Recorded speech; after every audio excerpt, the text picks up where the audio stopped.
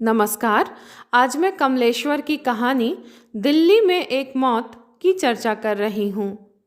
दिल्ली में एक मौत महानगरीय जीवन बोध पर आधारित एक व्यंग्यात्मक कहानी है।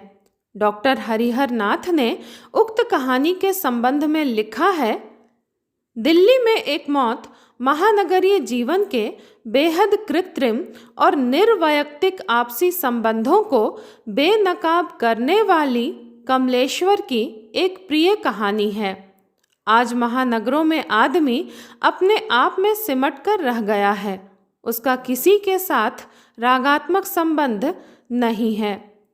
इस कहानी की प्रमुखता एक विशेष परिस्थिति में विविध चरित्रों की मानसिकता का चित्रण है। कहानी के कथा सूत्र का आधार करोल बाग के मशहूर बिजनेस मैग्नेट सेठ दीवानचंद की मौत को बनाया गया है। जाड़े की कुहासा भरी सुबह है। 9 बज चुके हैं, लेकिन पूरी दिल्ली धुंध में लिपटी हुई है। कुहासे ने मानो लोगों की मानसिकता पर भी पर्दा डाल दिया है। कथा के प्रारंभ में कथा लेखक भी दुविधाग्रस्त मनस्थिति में है। उसने अखबार में सेठ दीवानचंद की मौत की खबर अभी अभी पढ़ी है। वह हर एक क्षण इस आशंका से त्रस्त है कि कहीं कोई उसे आकर शव यात्रा में चलने के लिए टोक ना दे। तब लोकाचार निर्वाह के लिए इच्छा के विरुद्ध शव यात्रा में उसे शामिल होना पड़ेगा। इस आवासीय अपार्टमेंट का हर एक व्यक्ति सेठ दीवानचंद से किसी न किसी रूप में जुड़ा हुआ था, किंतु उनकी मृत्यु के बाद समझ में आता है कि किसी की आत्मीयता इस स्तर तक नहीं पहुंच पाई थी कि उनकी शव यात्रा में जाना उन्हें अनिवार्य जान पड़े। सेठ दीवानचंद का विशेष संबंध अपार्टमेंट में रहने वाले वासवानी और सरदार जी से था, किंतु उनके लिए भी शव यात्रा में सम्मिलित होना केवल औपचारिकता भर ही है। अतुल मवानी आयरन मांगने के लिए कथा लेखक का जब दरवाज़ा खटखटाता है तो क्षण भर के लिए उसका दिल धड़क उठता है कि कहीं वह उसे शव यात्रा में चलने के लिए तो नहीं कहेगा। सरदार जी का नौकर नाश्ते के लिए मक्खन लेने जा रहा है। इसका मतलब यह है कि वे भी शव यात्रा में नहीं जा रहे हैं। मिसेज वासवानी बारजे में निश्चिंत भाव से ब्रश कर रही हैं। बाद में मेकअप में व्यस्त हो गईं। शव यात्रा में सम्मिलित होने जैसी गंभीरता या शीघ्रता किसी में नहीं है। मवानी आयरन लौटाने आता है तो कथा लेखक को सेठ दीवानचंद की मौत की सूचना देता है, किंतु कथा लेखक बात को दूसरी ओर मोड़कर उसके काम धंधे के विषय में पूछने लगता है। मवानी सेठ दीवानचंद को स्मरण कर उनके प्रति कृतज्ञता प्रकट करता है। अपार्टमेंट के सभी लोग अपने दैनिक कार्यों में व्यस्त हैं। कोई स्नान के लिए इलेक्ट्रिक रॉड से पानी गर्म कर रहा है, वहीं सरदार जी नौकर को दोपहर के खाने के लिए हिदायत दे रहे हैं। बूट पॉलिश वाला, कुलचे छोले वाला फेरी पर आ गए हैं। मिसेज वासवानी अपने पति से पूछती हैं, नीली साड़ी पहन लूं? मवानी अपना नया सूट पहनकर तैयार हैं और वासवानी भी सूट टाई में तैयार दिखाई पड़ता है। मिसेज वासवानी भी पूरे मेकअप में बाहर आती हैं। इन सब स्थितियों के परिदर्शन के बाद ऐसा कहीं से भी प्रतीत नहीं होता कि ये सभी शव यात्रा में शामिल होने की मनस्थिति में हैं। इसी बीच अचानक वासवानी कथा लेखक से पूछ बैठता है, आप नहीं चल रहे हैं?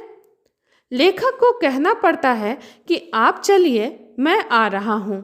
सबसे बड़े अचंभे की बात यह है कि लेखक को यह पता नहीं है कि वासवानी ने कहाँ चलने के लिए उससे पूछा था।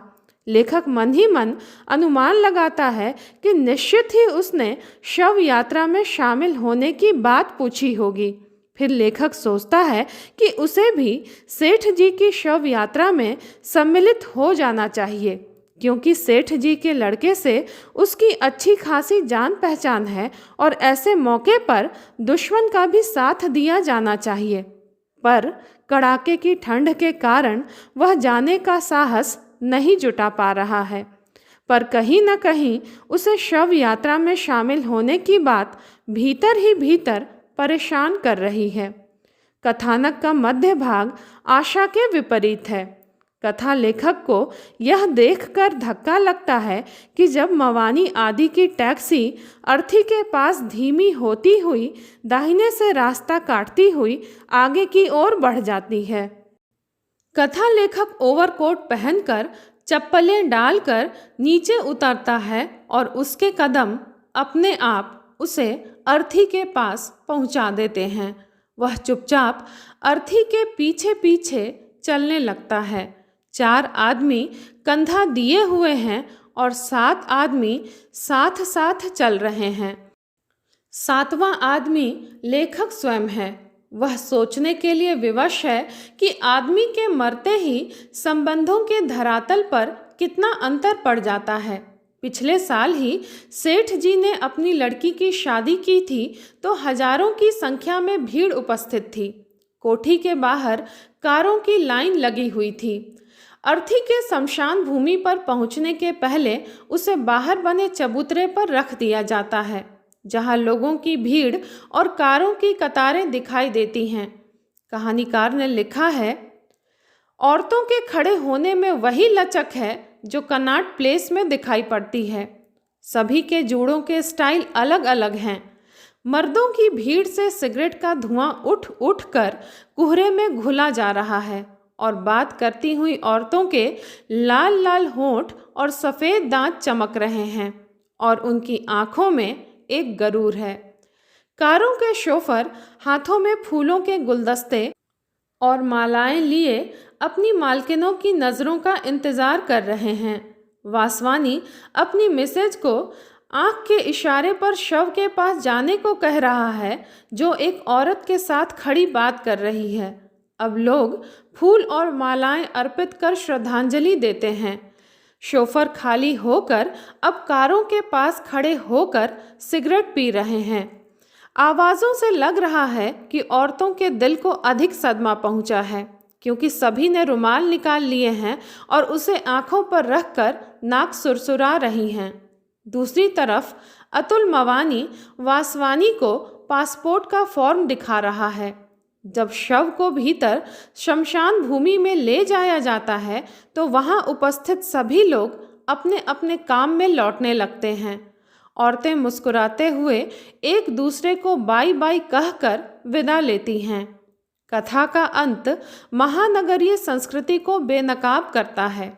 सेठ दीवानचंद की चिता को जब आग लगा दी जाती है तब मात्र 4-5 आदमी ही पेड़ के नीचे बेंच पर बैठकर इंतजार करते हैं। लेखक सोचता है, मेरी तरह वे भी यूं ही चले आए हैं। उन्होंने जरूर छुट्टी ले रखी होगी, नहीं तो वे भी तैयार होकर आते। लेखक के इस मानसिक द्वंद्व के साथ कथा का अंत होता है। मेरी समझ में नहीं आ रहा है कि घर जाकर तैयार होकर दफ्तर जाऊं या अब एक मौत का बहाना बनाकर आज छुट्टी ही ले लूं। आखिर मौत तो हुई ही है और मैं शव यात्रा में शामिल भी हुआ हूं। प्रस्तुत कहानी के सभी पात्र महानगरीय संस्कृति बोध से संपृक्त हैं। संवेदना की सहज अनुभूतियों से शून्य कृत्रिम जीवन ही महानगर का चरित्र हो गया है। लेखक के भीतर जो असमंजस दिखाई पड़ता है उससे स्पष्ट होता है कि वह अभी संवेदना की तलाश में है। अगर ऐसा नहीं होता तो वह भीड़ का चित्रण कर पाने में असमर्थ रहता। वह भीड़ का आदमी नहीं है। भीड़ से अलग वह शव यात्रा का 7वां आदमी है। यद्यपि उसके मन में भी भीड़ बन जाने की उत्कंठा और ललक है।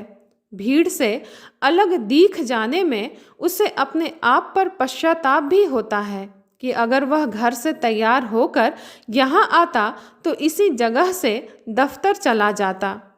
कहानी में संवादों के प्रयोग कम हुए हैं और जो संवाद आए भी हैं वे महानगरीय चरित्र को उभारने में पूरी तरह सक्षम हैं।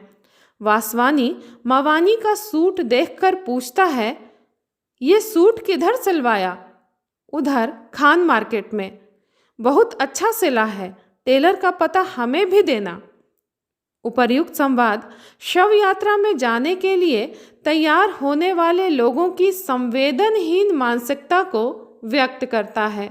लेखक ने आत्मकथात्मक शैली का प्रयोग करते हुए अपने कथ्य को अधिक धारदार बनाया है। मिसेस वासवानी का जूड़े में फूल लगाते हुए नीचे उतरना और सरदार जी का अपनी जेब का रुमाल ठीक करना महानगरीय संस्कृति में लगातार बढ़ते हुए फैशन और दिखावेपन को इंगित करता है।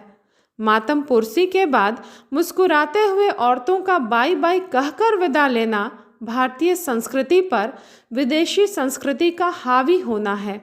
वस्तुतः दिल्ली में एक मौत महानगरीय जीवन में व्याप्त उस यांत्रिकता और संवेदनहीनता को उजागर करती है जिसमें मृत्यु का शोक औपचारिकता मात्र बनकर रह गया है। स्नेह, सहानुभूति और प्रेम दिखावा मात्र हैं। लाश के जलने तक का इंतजार करना किसी को मंजूर नहीं, सभी हड़बड़ी और शीघ्रता में हैं। कहानी का सार तत्व यह है कि हम सभी धीरे धीरे किस प्रकार महानगरीय संस्कृति के घेरे में कैद होते जा रहे हैं कि आत्मीय जनों की मृत्यु भी हमें शोक संतप्त करने में असमर्थ है। हमारे भीतर की संवेदना इस भागम भाग जिंदगी के बीच मर चुकी है। किसी की मृत्यु अब हमारे भीतर हलचल पैदा नहीं करती। मृत्यु तो एक सांसारिक प्रक्रिया है और इसके भीतर हम सभी कैद हैं। कहानी की सीख है कि हम बौद्धिकता के धरातल पर कितने उन्नत और श्रेष्ठ हो गए हैं, वहीं भावनात्मक स्तर पर हमारी मानवीय संवेदना कितनी बौनी और ठिगनी हो गई है। हर स्थल पर हम मन अथवा बेमन से औपचारिकता निर्वाह के लिए अवश्य ही उपस्थित हो जाते हैं। आज के आदमी की यही सच्ची और सही परिभाषा है। धन्यवाद।